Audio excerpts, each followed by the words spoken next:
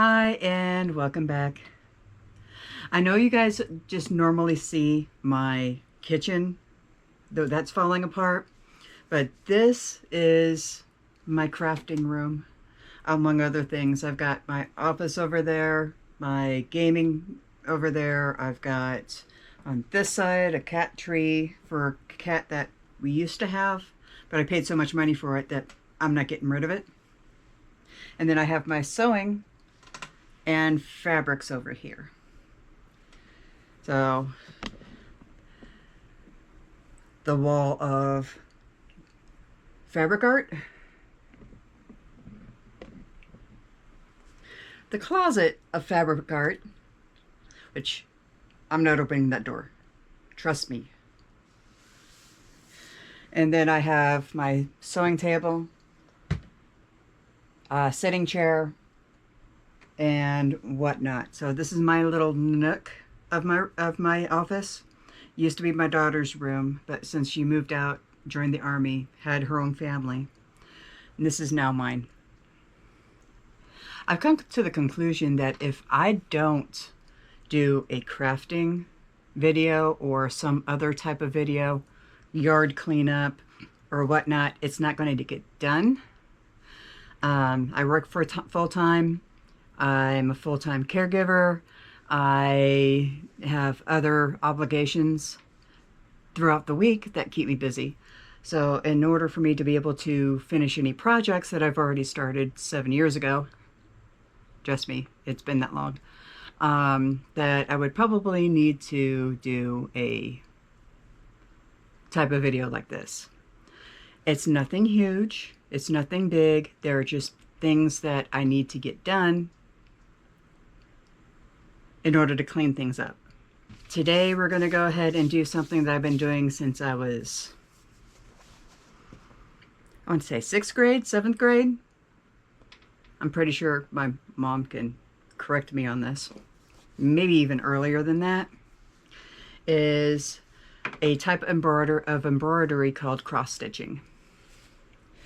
There are many different types of embroidery.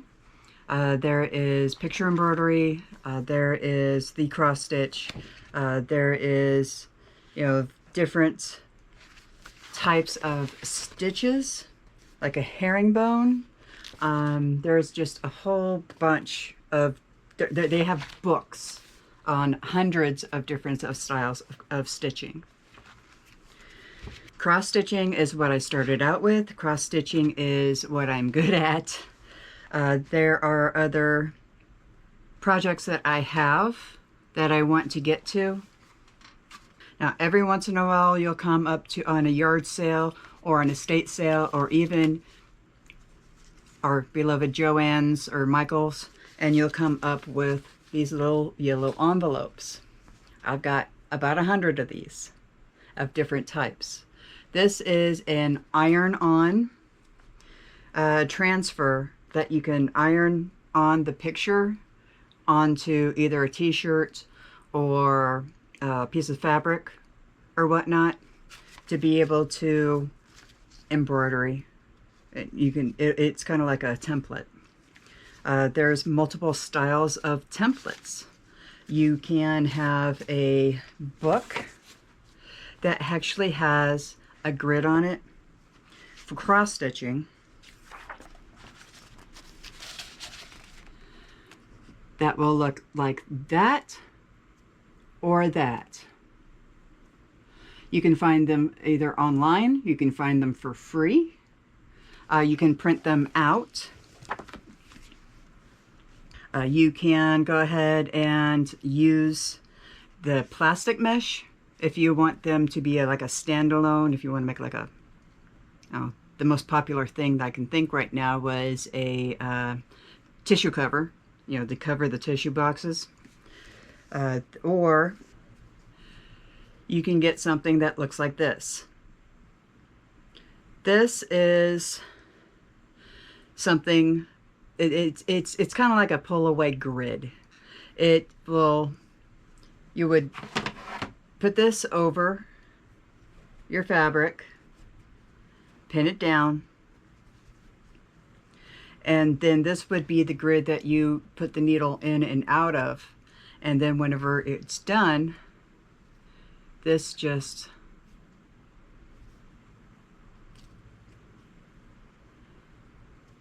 pulls away. And all you have left are the stitches on the fabric. You can iron it on to the grid if you want to do one of these. Or if you want to have the printout, you can transfer it to here using fabric pins. I have, these are fabric pins. They are washable. So it'll give you the outline on the fabric, and then you can use that to stitch with. And then whenever you wash that fabric, if it's a fabric that is washable, okay, then you would be able to just use this and then wash it. It's for like t-shirts and quilts and stuff like that, things that you normally wash anyway. If you were going to be stitching something in a hoop like this, okay, for like a wall hanging, okay, that is something that you would not wash. They also sell canvases that have the grid on them. So depending on what you're wanting, this would be something you would either put in a hoop or maybe even a frame, depending on how big your art piece is going to be. It's got little holes and it's got the little grid to be able to follow the pattern either on your book or print out, or even a picture. You can make, if you have a picture and you can trace it onto this and then you can follow it. We've done that before. My mom has one of an art piece that she cross-stitched. I want to say it's like 3 by 5 feet. It took, I don't remember how long it took. It took forever for her to finish. But it's gorgeous. Now here is what most people do with their thread whenever they do their storage. There's little boxes like this that you get that have these little squares on here. Okay, this is to wind the thread into this. It's kind of like winding it into your yarn into a ball. That you use it and it won't get knots in it. That's basically the same concept. In fact, I have one here that we're going to do together.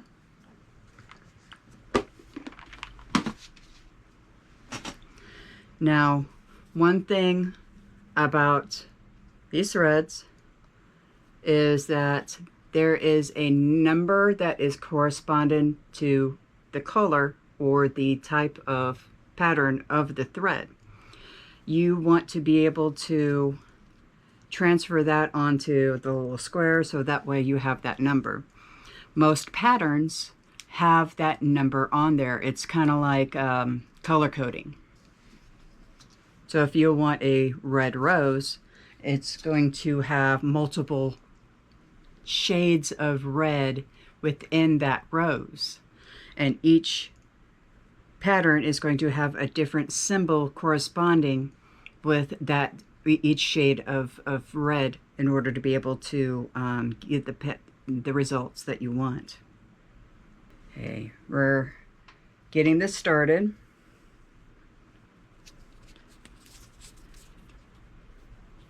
You want to put your finger down, put it through one of the slots, and the first row you want as flat as possible. just like that. Nice and neat. Take your time. This is not a race. And just keep doing that. The second row, you don't have to be so neat. But the foundation row is essential.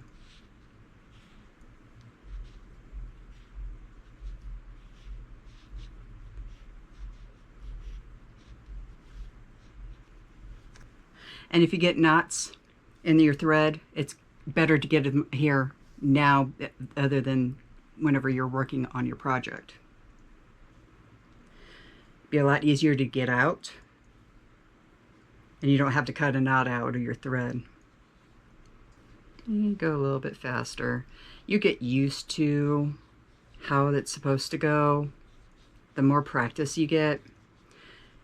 And I got these over at a garage sale.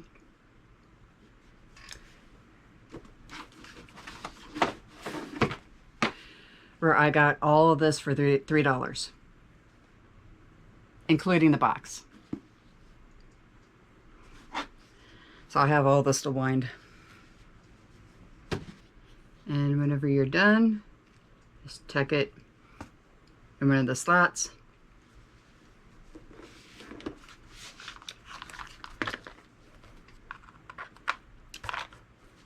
Put it in a box. The most common thread you're going to have is black. That is number 310. Black is for outlining. Black is for a lot. There's going to be a lot of black. White, not so much, believe it or not. You're going to have a lot more colors, a lot more blues, a lot more reds and blacks. When white's not so much. If you notice,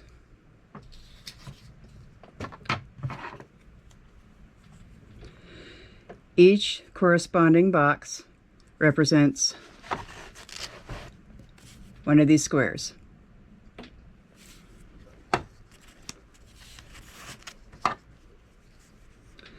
One has an X, one has a circle, one has a black dot, one has just a slash, and we'll get to those here in a minute, what those mean. X's is one color, the circles are another color, the black dot is a different color. So if you take a look at this, the circles are yellow, the X's are brown, and the black dots are light green, and the slashes are darker green. Now, a lot of patterns will have what number is corresponding to these different types of green. Okay, if you notice there's two different types of green. We can use anything that you want. But most patterns will have this as, you know, the brown number, I don't know, the greens, you know, 703 for one color and 704 for another color. If you look at it, they're similar, but two different shades of green.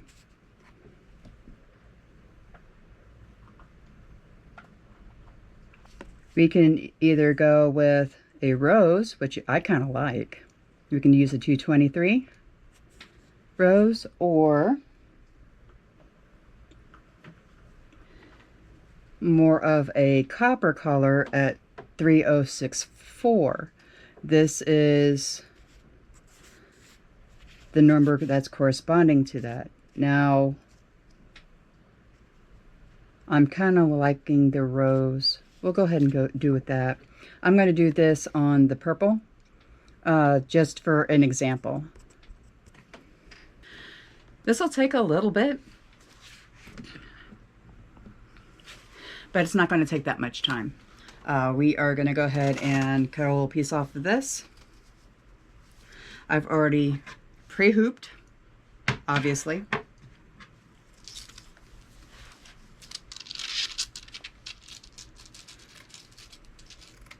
And I will guide you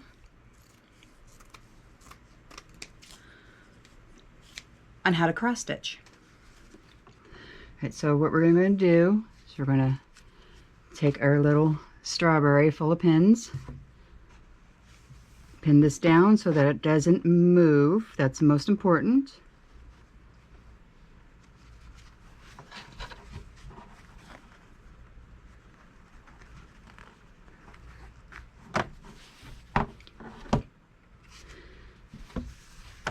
Just the edges.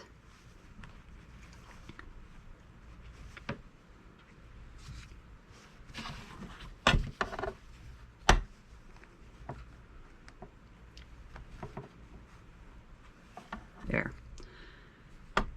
Not going to move. Now here's one thing that you do want to do is you want to find the exact middle. You want to find the exact middle of where you're going to be. Okay, for this, because we are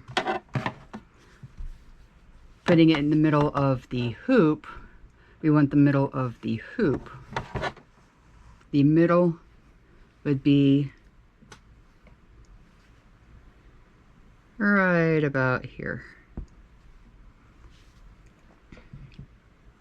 I know it's kind of hard to see on the camera, but you do want to find exact middle. You also want to find the exact middle of your pattern.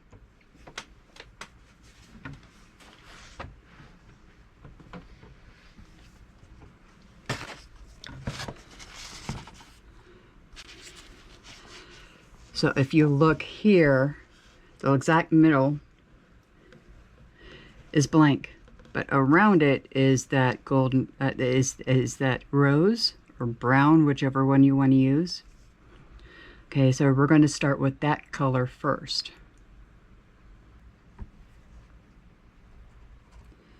Here's middle. That one's going to be blank.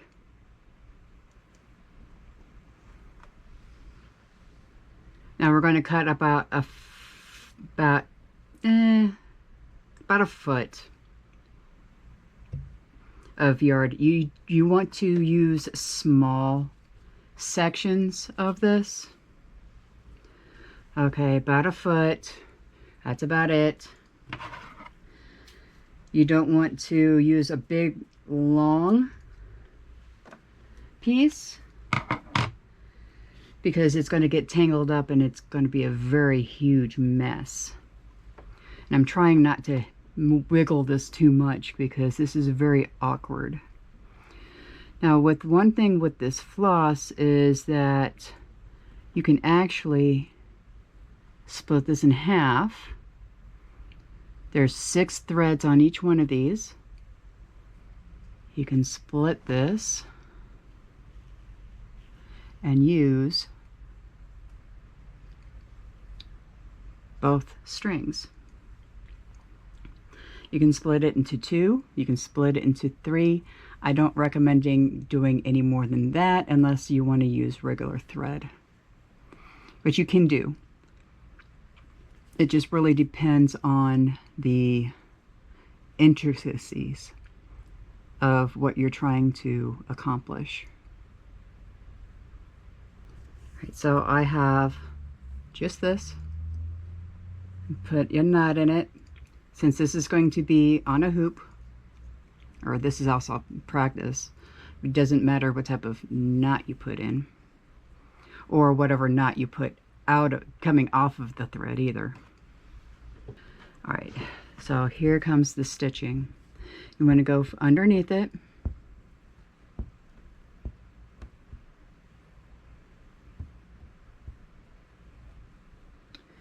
And we are going to go ahead and stick the needle into the square.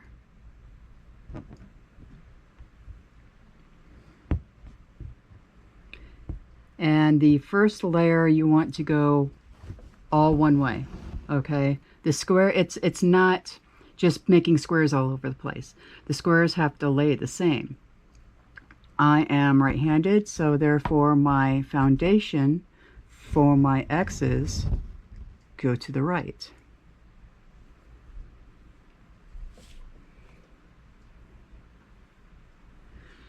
Taking a look at the pattern, we have 1, 2 up, and then we have these two. We have one on each side of that little column.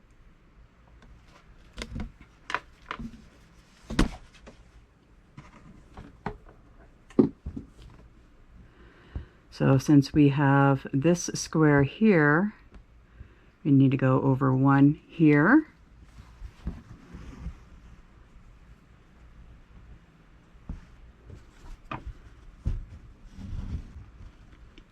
Leave the next one blank. And then go over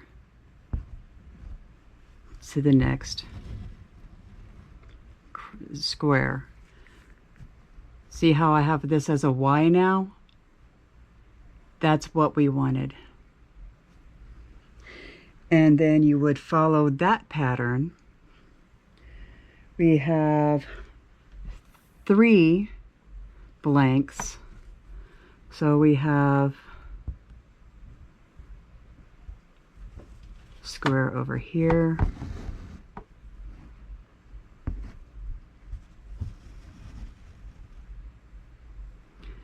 Blank, blank, blank, and then square over here.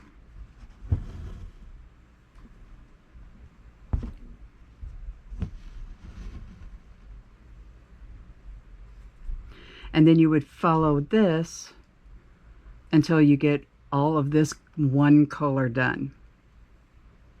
Let me go ahead and get that done real quick, and then I'll show you how to do the other side.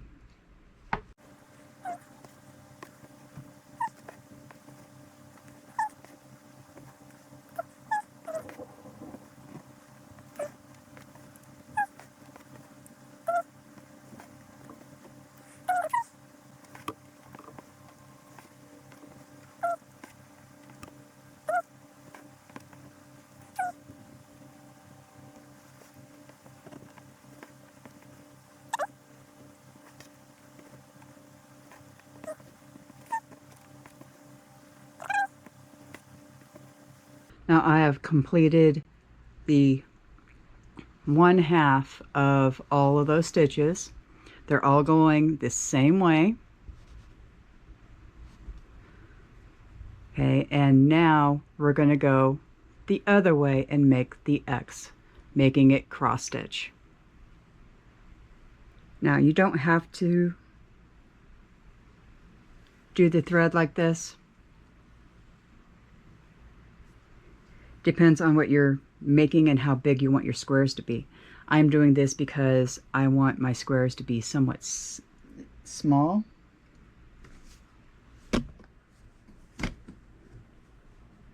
And my stitches to be a little bit small. If I wanted this thick, if I wanted everything to be thicker and more fuller, then I would probably use the entire thread and not split it in half like that.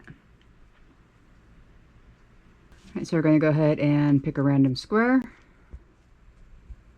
and we are going to go ahead and make our cross into the other stitch.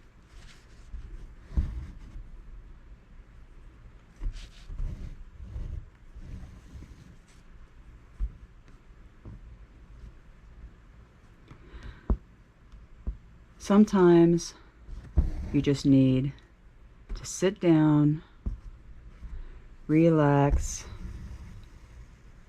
and do nothing. This helps.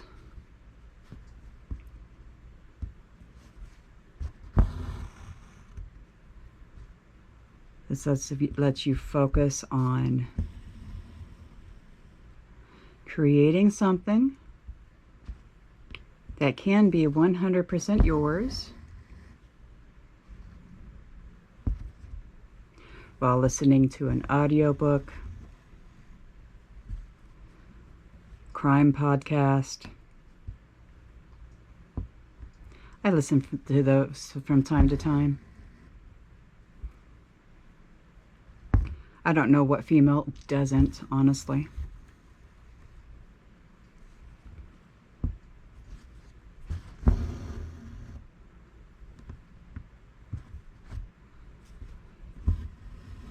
But because you've already laid your foundation for this color, we don't need to count squares.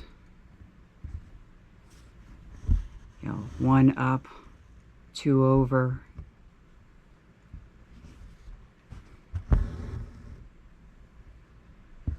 Because we've already done that with our foundation stitch.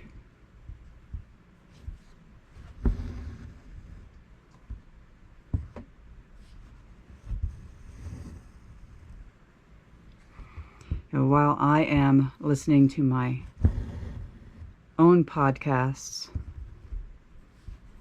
Grandpa has actually gotten into the sci-fi alien AI generated audiobooks. The ones where the humans are the oddball out. Like, you know, how Earth is a very dangerous wild card type species, you know, us humans, because we don't think like everybody else in the universe type podcasts. They're all over YouTube. He likes those. I just see the same thing over and over and over again. The same variations on a theme. If they came out with something a little bit more original, and maybe, but they all sound the same to me. There are different variations. There's a couple that deal with alien animals. There's and plants. There's one about food, which is hilarious, by the way.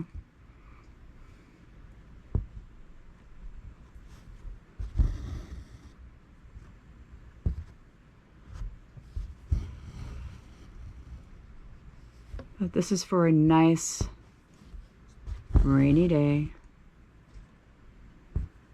which if you can't hear it in the background, it's kind of booming right now. It's not raining yet, but it's booming.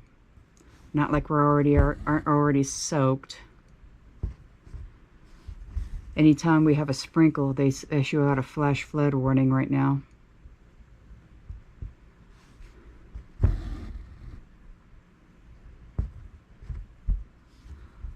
We'll get through this, just like we've always done.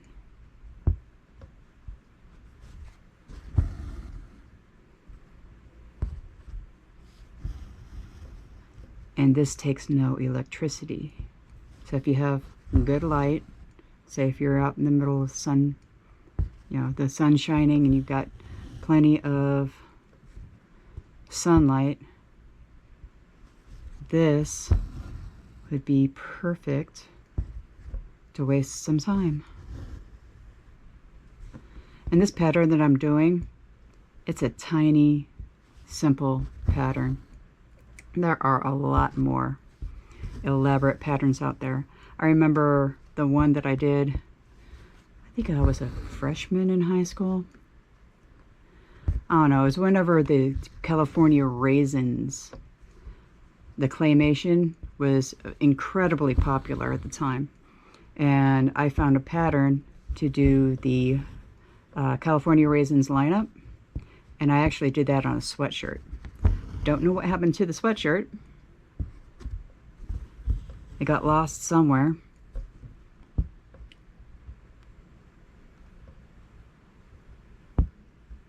I think it took me, with going to school, doing homework, extracurricular activities. I think it took me, what, a month to make it?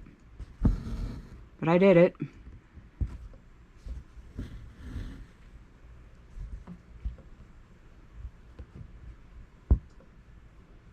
And let me go ahead and finish this off camera. My hands are starting to get a little bit weird. Now that we have this pattern here, nice and cross-stitched, all these stitches are done, we're going to go ahead and work on the goldenrod color. And one thing I did forget to mention, is the needle that you want needs to have an eye on that needle that will fit the thread. It's called embroidery needle. You don't want a regular sewing needle. I don't know if you can see that.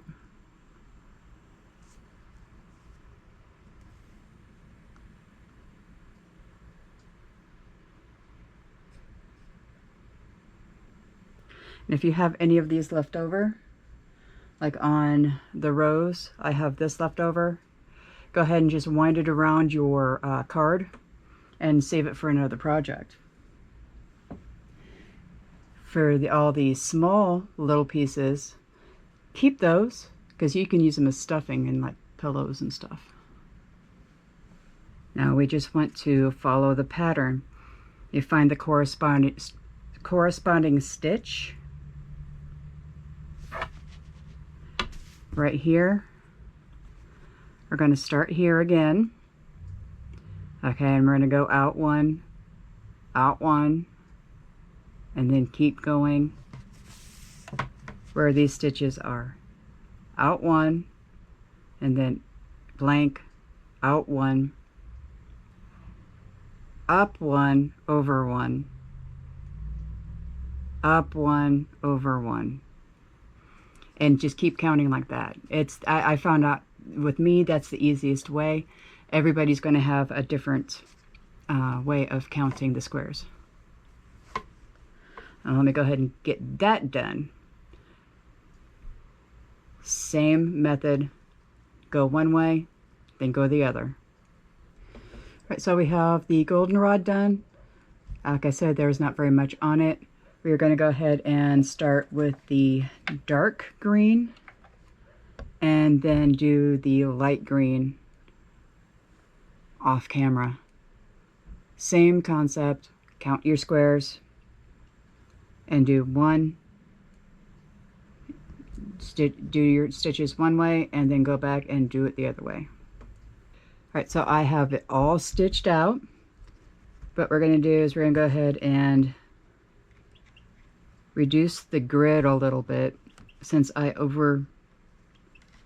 overestimated how much of this we're going to use. I'm going to go ahead and start cutting some of this off, and then we're going to go ahead and pull it. That's my favorite part, is pulling it.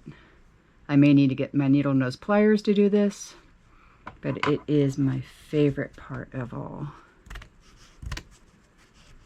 Just make sure you don't cut any of the stitches.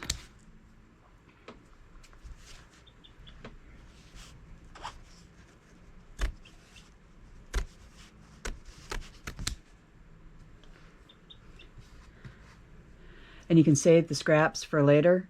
Thing is that you can use these for other projects. They're big enough. All right, so let's go ahead and start pulling threads.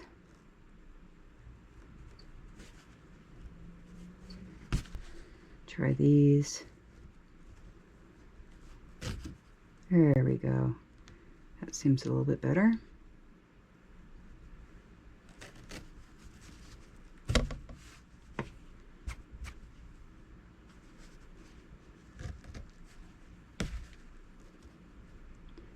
Sometimes you may have to go in here and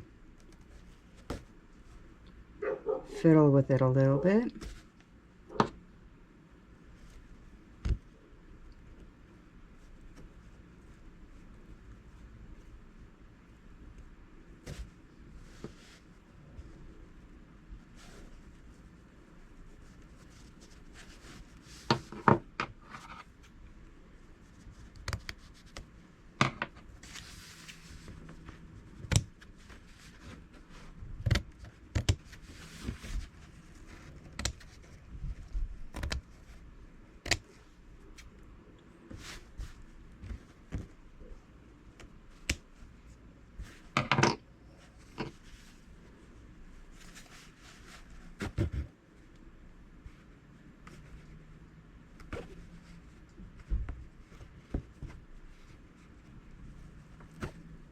But you can see why this would be my favorite.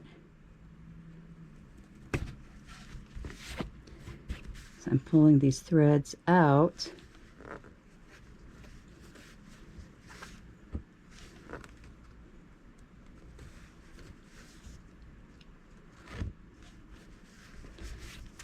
And then what's left over, this is stitches. Let's go ahead and get this cleaned up. Right now that I've gone ahead and had my fun and pulled all the strings, here is what that flower looks like on a purple background. You can make any background you want. Okay, and I am so glad I did the rose and not the copper color, because you wouldn't have been able to see it too well on here. But it's a very well rendition of that. That is one type of embroidery that I've been doing since I was a kid. It's called cross stitch. Okay, I'm going to go ahead and finish this. I'm going to do a whole bunch of them, hopefully within the next 10 years or so. And it'll be a little bit of a wall hanging. But you can find books at thrift stores. You can find books at crafting stores. You can find them at the library, if they still exist these days. This one I just found over at the thrift store. Cost me $3. It's the Reader's Digest Complete Guide to Needlework. They have a whole bunch of stuff in here. It's not complete needlework, but it is pretty close. There are other books out there for other types of needlework.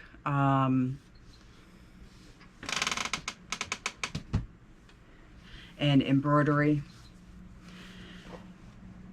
One thing about fabric arts is that it is incredibly malleable. If you have an imagination, you can do anything with it. Well, I hope you enjoyed this. I thoroughly enjoyed doing something other than cooking. I do need to get out of the kitchen every once in a while. It does get hot in that room. I have an air conditioner in this room. I don't have it on right now because it's very noisy. But because of all the water and rain and everything else like that, it is humid. And to sit in that kitchen for a couple of hours filming and then, you know, cooking and getting everything heated up, it can be torture right now. So I'm going to go ahead and try to do a couple of these. I do want to do one of these once a month, or remember to do one of these once a month, to try to teach different things, like how to sew.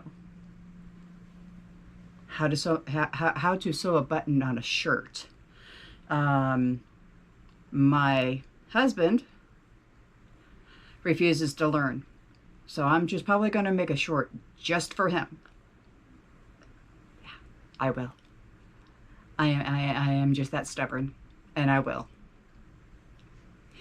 Thank you for joining. Hope you enjoyed, and we'll see you next time.